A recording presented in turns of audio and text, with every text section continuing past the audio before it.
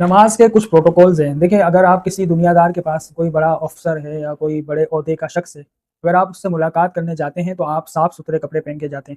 یا اگر آپ جاب کا انٹرویو دینے جاتے ہیں تو ظاہر سی بات ہے جو انٹرویو لینے والا ہوتا ہے وہ سینئر ہوتا ہے، تو اس پر اچھا امپریشن ڈالنے کے چکر میں آپ جو ہے اچھا سوٹ پہن کے جاتے ہیں، جو پینٹ شرٹ وغیرہ ہوتے ہیں. مطلب ایک پروٹوکول کو آپ فالو کرتے ہیں جب آپ کہیں جاتے ہیں، کسی بڑے سے ملاقات کرتے ہیں. تو نماز جو ہے وہ اللہ سے ملاقات ہے.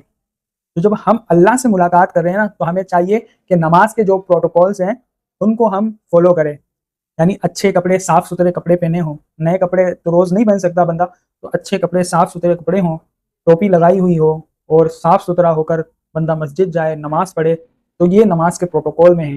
اگر کوئی شخص سستی اور کاہلی کی وجہ سے بغیر ٹوپی یا بغیر امامے ننگے سر وہ نماز پڑھتا ہے تو ایسی صورت میں اس کی نماز تو ہو جائے گی، لیکن یہ سخت ناپسندیدہ عمل ہے.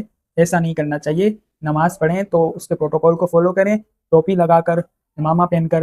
امامے کے کیونکہ فضائل زیادہ ہیں امامے میں نماز پڑھنے کے، تو چاہیے کہ امامہ پہن لیجئے. اگر نہیں تو ٹوپی پہن لیں. ٹوپی پہننا بھی کیونکہ صحابہ کرام سے ثابت ہے، تو آپ ٹوپی پہن کر نماز پڑھیں. ننگے سر نماز نہیں پڑھنی چاہیے، لیکن اگر کوئی ننگے سر نماز پڑھتا ہے تو نماز بھی ہو جائے.